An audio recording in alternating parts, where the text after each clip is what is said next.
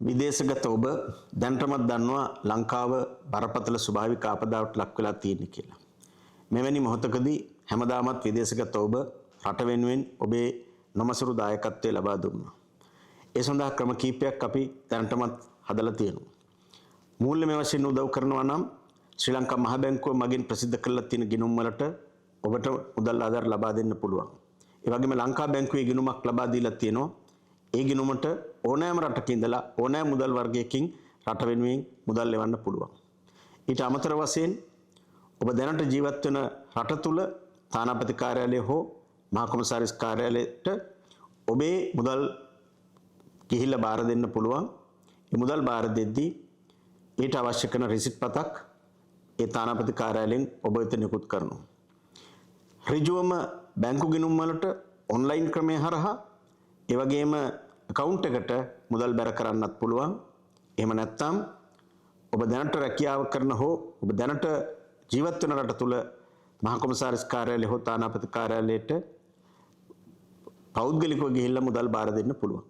ඉතින් අපි ඉල්ලා සිටිනවා මේ වෙලාවේ මේ රටේ ජනතාව විපතටපත් වෙච්ච වෙලාවේ හැකි පමණින් ඔබේ මූල්‍යමය ආධාරය ඒ ගිණුම් වලට ලබා දෙන්න, ඒ අය වෙත ලබා දෙන්න කියලා.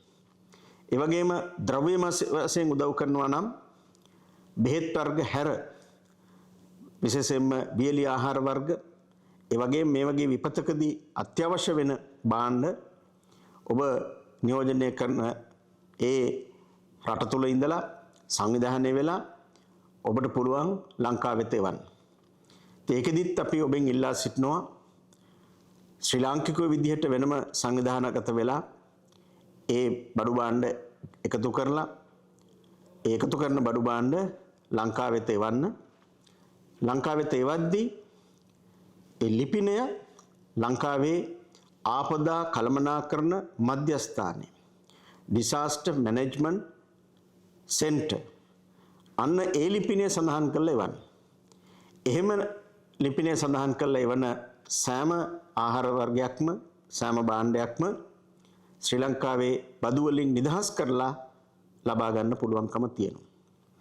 ඒ නිසා අපි ඔබෙන් ඉල්ලා සිටිනවා මේ වෙලාවේ මේ විපත්තිදායක වෙලාවේ රටේ සමස්ත ශ්‍රී ලාංකික ජනතාව වෙනුවෙන් ඔබ කවර රටක ජීවත් වුණත් ඔබට හැකි පමණින් මූල්‍යමය වශයෙන් හෝ ද්‍රව්‍යමය වශයෙන් මේ උදව් උපකාරය කරන්න තානාපති කාර්යාලයට සම්බන්ධීකරණය හදාගෙන ඒ තානාපති කාර්යාලය හෝ මහා කොමසාරිස් කාර්යාලය හරහා ඔබට පුළුවන් තවත් වැඩිදුර තොරතුරු ලබා ගන්න.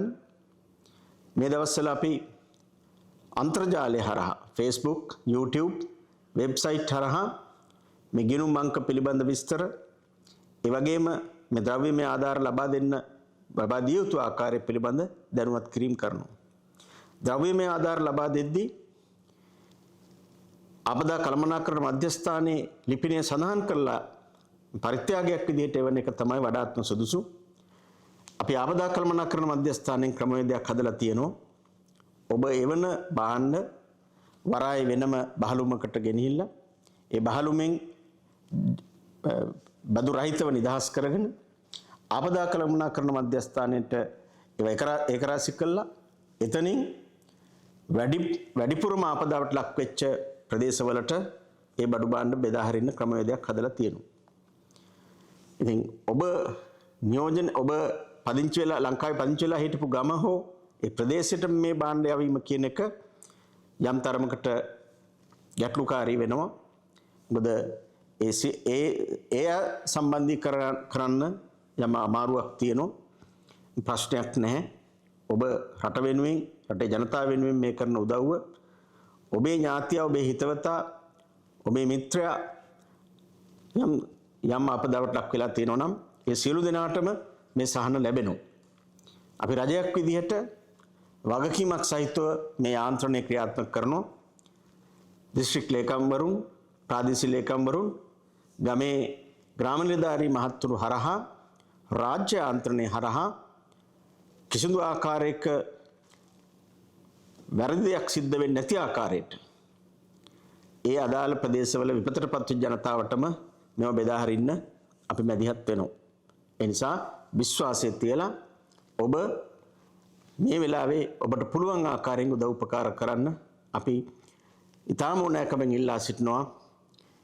මේ විපත්තිදායක අවස්ථාවේදී ඔබ කුමන රටක රැකියාව කරත් කුමන රටක ජීවත් වුණත් ඔබේ මව්බිමේ ජනතාව විපතටපත් වෙච්ච වෙලාවේ ඔබට හැකි පමණින් මූල්‍යමය සහ ද්‍රව්‍යමය වශයෙන් උදව් උපකාර ලබා දෙන්න කියලා.